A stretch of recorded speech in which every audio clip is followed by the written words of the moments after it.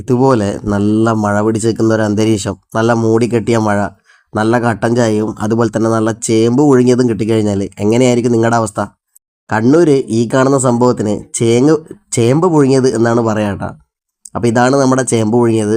ഇത് പൊളിച്ച് കഴിക്കാനായിട്ട് നല്ല രസമാണ് കേട്ടോ. പുറമേ കാണുന്ന ഈ ഒരു തൊലി മാറ്റിക്കഴിഞ്ഞാൽ ഉള്ളിൽ ഇതുപോലെ നല്ല പ്യുവർ വൈറ്റ് ആയിട്ടുള്ള സംഭവമാണ്. നല്ല ഒന്നാന്തരം കട്ടൻ ചായയുടെ കൂടെ ഇതൊന്ന് പിടിച്ചു കഴിഞ്ഞാലുണ്ടല്ലോ, എൻ്റെ പൊന്നോ, ചുറ്റുമുള്ള ഒന്നും നമുക്ക് കാണാൻ പറ്റില്ല. അച്ചാതി ടേസ്റ്റാണ് ഈ ഫുഡിനൊക്കെ എന്ന് പറഞ്ഞാൽ. നമ്മൾ ഹോട്ടലിൽ പോയി കഴിക്കുന്ന പല ലക്ഷറി ഫുഡിനും അതിനൊന്നും ഇതിൻ്റെ 7 അകലത്ത് വരാൻ വേണ്ടി പറ്റില്ല. അത്ര വൈബായിട്ടുള്ളൊരു സംഭവമാണ്. നിങ്ങൾ വേണമെങ്കിൽ ഒന്ന് ടെസ്റ്റ് ചെയ്ത് നോക്കിക്കോ.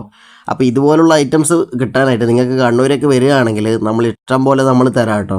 നല്ല ഒന്നാന്തരം കട്ടൻ ചായയും അതുപോലെ തന്നെ നല്ല ചേമ്പ് പുഴുങ്ങിയതും ഇതും കൂടെ കഴിച്ചു കഴിഞ്ഞാൽ നിങ്ങൾക്ക് ലോകത്ത് ഒരു ഫുഡിനും ഇത്ര ടേസ്റ്റ് ഉണ്ടാവില്ല എന്ന് നിങ്ങൾ തന്നെ പറയും.